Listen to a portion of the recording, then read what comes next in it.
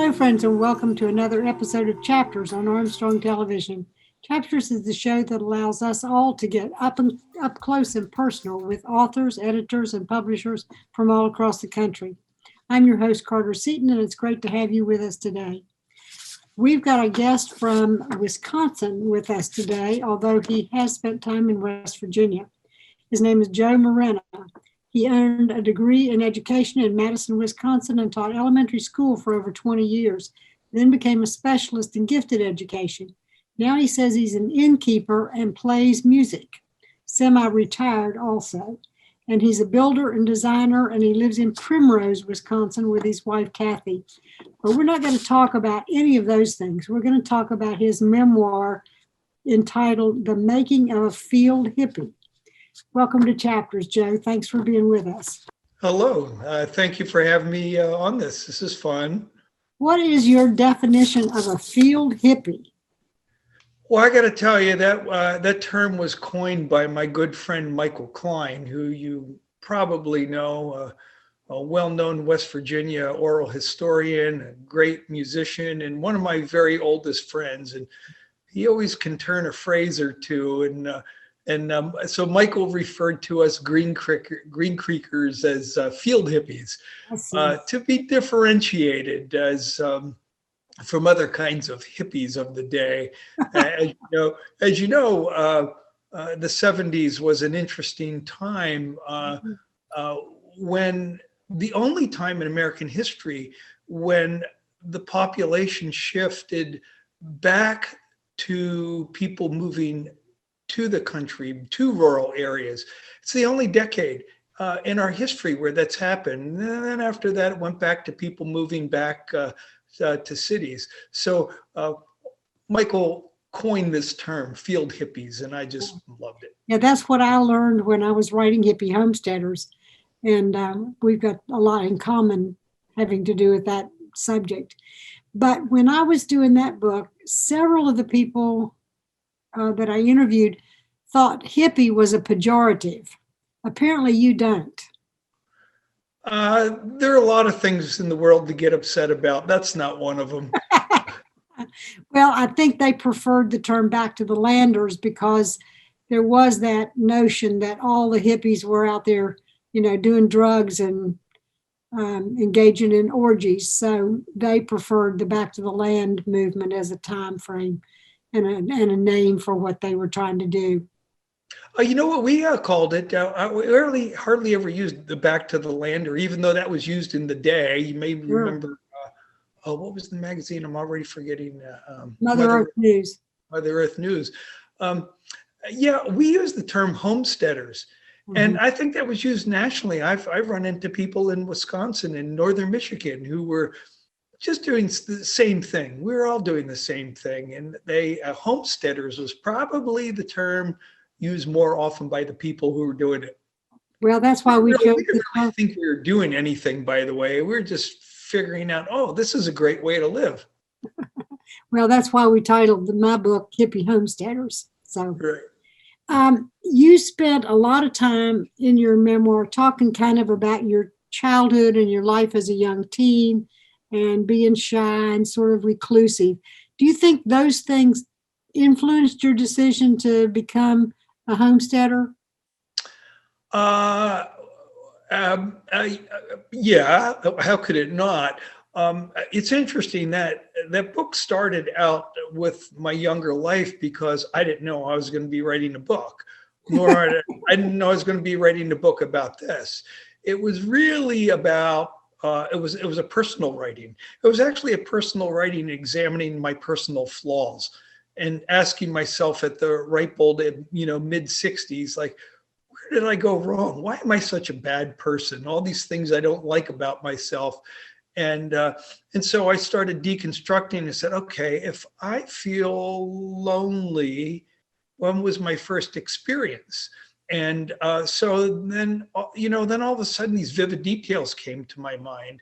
Mm-hmm. And that's how these stories progressed. And then I started finding out that these flaws always had an opposing side to it. I mean, if I was going to be lonely, I might be isolated. And if I was isolated, what got me going. And then I started exploring my self-motivation. And then once I realized I'm a pretty self-motivated guy, it would be no wonder that I'd pack everything into a van and $1,500 and a dog and a banjo and head to West Virginia. It made complete sense. Yeah, right. Right. I think that's kind of the purpose of a memoir, is to examine ourselves and look back and maybe see what made us who we are, whether we like it or not. So that it's a good thing. You may not have known you were going to write a memoir, but that's a pretty good start. You were born in New Jersey, correct? Yes, yes. Would you consider your family to have been middle class? Yeah. Although, yeah, I'm sure we would be middle class. I mean, even though I was the first of, my father was the first of an Italian immigrant family. He was born in this country, but he was the first to go to college. But so for me to go to college was sort of an accepted thing, and I think that's just sort of the backbone of middle class society. The reason I ask is because when I was doing my research, it turned out that only middle and upper class kids or families from those kinds of families were the ones who rebelled and went back to the land, because if you were poor, you didn't have anything to rebel against. You were just trying your best to make it through life. So I wondered if that, kind of fit your pattern as well. So tell me about your experience. What's in the book that we should know about, and how did your life evolve as a field hippie? Well, it was what I've realized now, and I've admitted in my late 60s, I'm going to be 70 in a month or so, and I finally have admitted I'm a chronic builder. I'm an obsessive and chronic builder. I cannot not build things. If you saw my property, it's just sort of dotted with projects, and my neighbors even said to me, "You really shouldn't build any more sheds or whatever, tiny houses." I have a tiny house we rent an Airbnb, and I've got a camper shed. So I finally made my project to be I'm building a camper, a vintage camper, of course, based on a 1963 version that we own. But I'm not even sure where the question started from, how I got there. But I've always wanted to build things. So the idea of building my own home was in me somewhere. Mm-hmm. And when I started hearing stories about West Virginia, like this, place where you could go find land for $200 an acre, that's very exciting. And I thought, wow, I can build a house. So that was my number one motivation. And then the second thing that dovetailed everything was my interest in music. Before I left Eastern Pennsylvania, not far from Western New Jersey, where I grew up, I was in Bethlehem, Pennsylvania, where I had been attending Lehigh University. I dropped out of that. I was looking for my next thing, and I found it in music. I ended up joining a band, which I document in this book. In fact, I document how thrilling that was. My very first musical experience, my very first gig. Nothing compares to that. Nothing compares to getting up and taking a banjo break and someone applauding it and me not passing out from the adrenaline rush. So, you put those two things together, head to West Virginia, and although I had an interest in old time music, I didn't really understand what it was until I went to Glenville, the Glenville State Folk Festival, and where, my head just honestly exploded with that. And it set me off on this journey of making music, traveling around the beautiful state, meeting people, musicians, and finding this really connectedness with West Virginians and musicians. And it was really fun because it meant I didn't feel so much as a transplant from New Jersey, I felt kind of connected. I just felt connected through the musical world. Yeah. And I think that's a big part of what the whole book is about.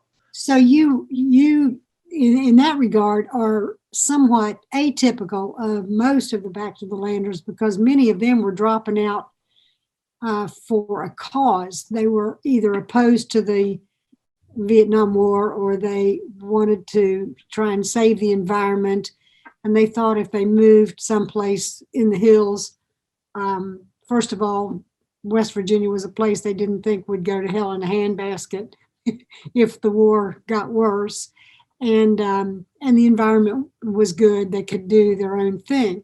So your motivation is a little bit different than that. It's just simply to go someplace where you could build your own home.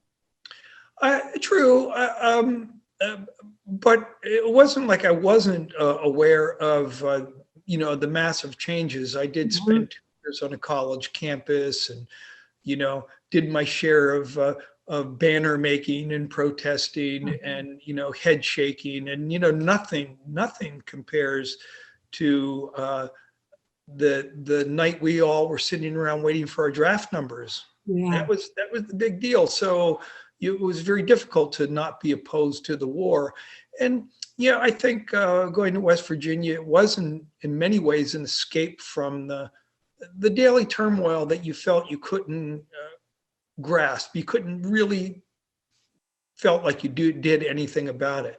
Mm-hmm. But if you're living in the hills somewhere and you wanted to stay dry, you could probably get it together to build something to keep yourself dry.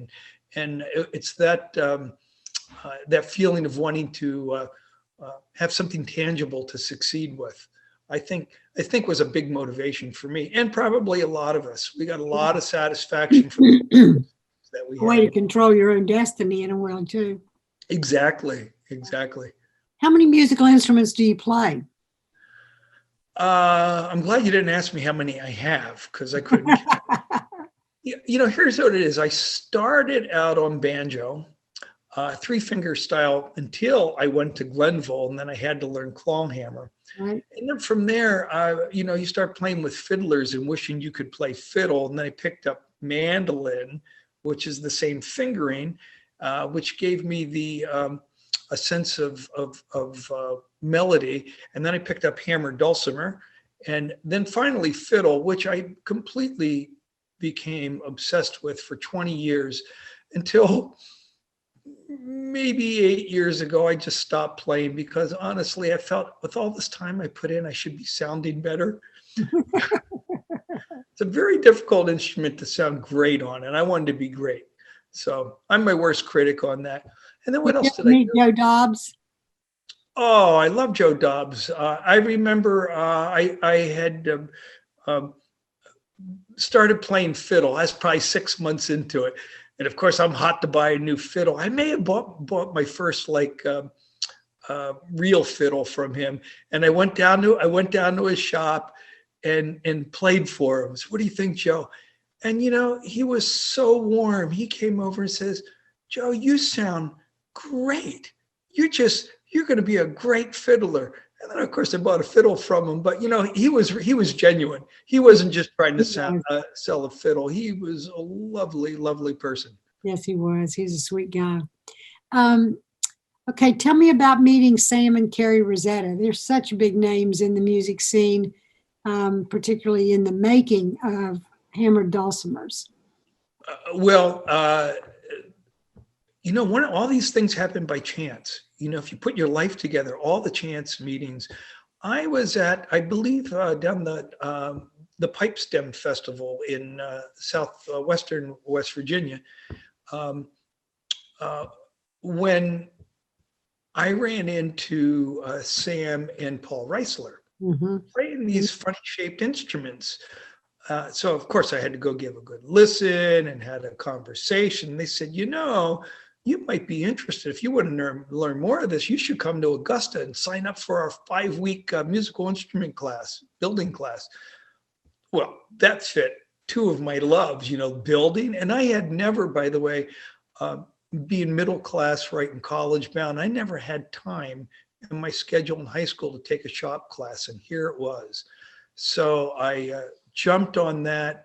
And of course, they were the instructors and got to, you basically live with people for 5 weeks. It was a turning point in my life and career, musical career especially. So, um, and of course, over the years, how could you keep not running into people? Sure. Yeah. You still play music, right? I do play music. I have a musical partner up here, lives 18 minutes from my house. Peter Gorman is his name. And we've had several bands, but this one is called the Hicksville Debonaires. And we play mainly public domain music. A little bit of modern. We'll throw a John Prine song in there, or we'll rewrite lyrics to maybe be more politically minded for today. We'll take a political song and turn it into a modern political song. But what's nice about us, we have two people, but we're multi-instrumentalists, so we have all kind of combinations. I mean, certainly fiddle and banjo, the ultimate duo. But then we'll also do, I play baritone ukulele. I don't play guitar, but I'll play baritone ukulele, which is the high strings of the guitar. Or we'll do banjo and jaw harp, or I've been putting a lot more ukulele in, especially because we do a lot of harmony singing. And so just adding some good rhythm instruments, maybe one that could take a lead. And I have to say that my main musical love right now is ukulele. I just can't stop playing that. You still play the hammer dulcimer? I do not. You know what killed it for me? Our band talks about in the book. We traveled to Greece and Turkey on a USO tour, and I'll tell you, you all lug around a hammer dulcimer after a while, and then make your band wait for you to tune up all like 90 strings. I don't know what it is. It was just total nightmare. Now playing a ukulele is feeling really nice. Right. Tell us about your life on Green Creek. What can you say? I mean, I often say I took my first retirement when I was 21. And that's what it felt like. I mean, I worked hard. I built my house, but I got up when I wanted to, had my coffee, maybe had a tune or two, did some reading, did some work. It pretty much mirrors my life today when I'm truly retired. Did you farm? Did you grow your own crops? I gardened. I gardened, and I of course had to fight the critters, and I built myself a good varmint fence, built some raised bed gardens, but I was not I didn't take care of all my needs and all my food. I have other neighbors who are still down there, who are part of the original band, who I'm always amazed how much food they'd put up. I mean, I'd canned tomatoes and a few other things, but it wasn't real subsistence, and it certainly wasn't even close to being farming. That's hard work. Yeah, it is. You mentioned in your book that your mother came to see you there. Did she ever, and that she wasn't real approving of your lifestyle, did she ever give in and approve of what you were doing? Oh, in retrospect, yeah, very proud of me. But when I was doing it, she, when I finally got married and moved to Wisconsin, she thought, oh, her prayers were answered. I got married in a mortgage, so that was yeah. I think she was worried. I mean, wouldn't you be worried? Your kid's down there in the middle of nowhere and doesn't have health insurance, and we didn't think about those things. We were immortal in those days. Sure. So, yeah. How long did it take you to build your house?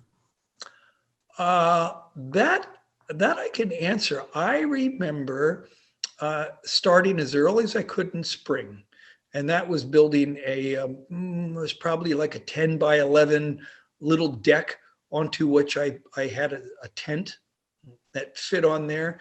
And I built a little summer kitchen shed with a old refrigerator stuck on there. And that was in April. And I remember I was able to sleep in that house. Wasn't really finished, but I could sleep in that house in November. So I I got that in. I can't remember how long it was before I'd actually consider it finished. Probably the next summer. Yeah.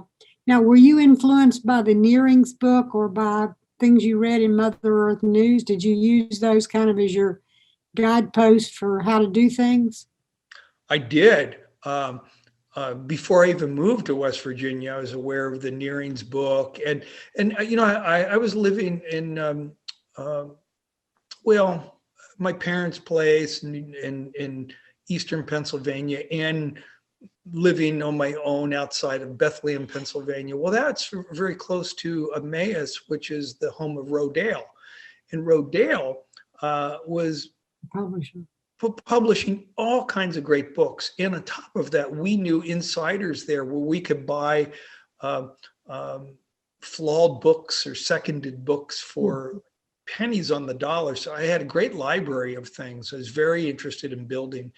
And then when I finally got to West Virginia, I worked a lot with John Longwell, who's still in Green Creek and was part of our band. And he's just a master builder. He still is, and still doing great woodworking. So I got to learn hands-on by helping other people build their houses. So by the time it got to my house, I could do it.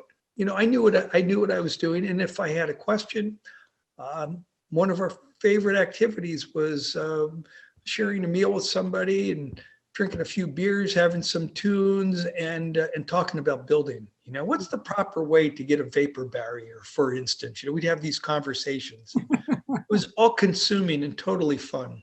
Yeah. What year did you finally get married? Oh, geez, let's see. Well, my first marriage was I got to calculate this. I think it was about 1985. And then my second marriage was 20 years ago. You do the math. Okay, good. So all that time that you were at Green Creek, then you were by yourself. Yes, but not totally by choice. There's some, there are probably some humorous stories in there about, the women would just fall in love with this, long bearded musician, mountain man guy, and then until they get in the holler and find out that, what do you mean there's no indoor plumbing? Although I had a very, very nice and clean outhouse. I'm proud of that.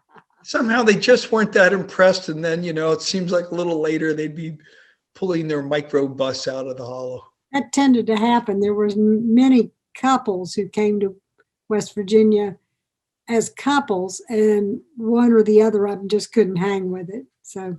Oh yeah, it's not just here too. I mean, they're all back to the landers around southern Wisconsin. They all have the similar stories. Yeah. Now, was Kathy a back to the lander or a hippie, or did you meet her after that? Well, I met her in Wisconsin, where I later moved. And similarly, we're almost the same age, and we have some very parallel backgrounds. She similarly moved to the country and found a place to share with some other people, and, planted like 50 tomato plants and wondered what to do with all those bushels and all those silly mistakes we made. Yeah. So we have all those stories in common. That's good. And now by the way, now we totally enjoy living in the country. We've got a beautiful place in the country. That's good. And you said you have a tiny house that you rent out as an Airbnb. That's interesting too. Yeah, it started out as building a tiny house as a playhouse for the grandkids, but we saw, no, we're not going to let the grandkids in here. Let's monetize this thing, and it's really fun. I mean, we have a guest here right now for 4 days, and she's just loving the tiny house and the gardens and the trails and the tree house and everything else. How much acreage do you have? 9 acres. Wow. And it's mostly wooded. In fact, it's wooded with the kind of woods known up here as oak savanna, meaning there are these large bur oak trees as the main tree. And these oak savannas were maintained for thousands of years by Native Americans burning them. And so when we got here, the woods was full of all kinds of invasive shrubbery, and we've been slowly clearing and burning every year. And now this oak savanna is coming back, where these beautiful native plants are coming up, flowering plants. So yeah, we're in the middle of 9 acres, and it feels like 100 acres. Yeah. Are you planning to write anything else? I am. I alluded to building a vintage camper. Mm-hmm. And so I'm doing that, and kind of under the tutelage of on an online forum called Vintage Trailer Talk. I'm known as Wisconsin Joe. That's my moniker there. But it's one of these hobby forums where there are people who are really good at this and will answer every question. So I'm building this trailer from scratch using the methods that were done in this kind of mom and pop industry that popped up mainly after World War II. See the USA in your Chevrolet and put a little camper behind. That's what these things are. Anyhow, I'm so interested in that and how to build this, that I want to write a book that combines a little bit of the history of the campers and a bit about these people, these really giving people who just put themselves out in the world to help other people like me. And then, of course, documenting my build, which kind of steps it up a bit to really fine woodworking. And I want to put all those 3 things together. And that's, I've kind of have been writing it all along as postings on this Vintage Trailer Talk site that I'm going to be collating some of those and adding other research and interviews. So that's great. That's my winter project. So you got to finish the trailer before you can finish the book. Yes, but that's going to happen. It's going to happen. I'll say it right now. By the end of July, that thing will be ready to roll. Fantastic. Then do you plan to travel in it? I do. We're kind of like weekend trippers, or actually, I should say the midweek trippers. We're retired, so we like to go places in the middle of the week. But they're wonderful state parks you can drive to within a day. I like that. We'll probably make a trip out east, maybe a trip to the Southwest. But, when you're retired, anything's open, right? Right. Well, tell our watchers, our viewers, where you can get The Making of a Field Hippie. Well, they can get it from me. So it's the only place to get it. So I can mail it to them. Well, I think I should get out the book here and find out exactly what I have. The best way is to email me. I'm just going to say that. And the email is mirennajoe@gmail.com. So I'll spell it. It's mirennajoe@gmail.com. The other place they could find it and actually order it and pay for it easily is at our website. And that's called stillpointcountryretreat.com. And I don't even have to spell any of those words. It's Still Point Country Retreat. And there they'll find a page for the book, and you can order right through there. That's the easiest way, because then there's a way to pay with a credit card. Sure. All righty. Thank you so much for being with us today. We've really appreciated it. And good luck with the trailer and with your new book. And we'll be back in touch when you've got a new one out. Thank you so much. I'll let you know. Thank you. Nice That's all the time we have today, but I hope you'll tune in again next time for Chapters.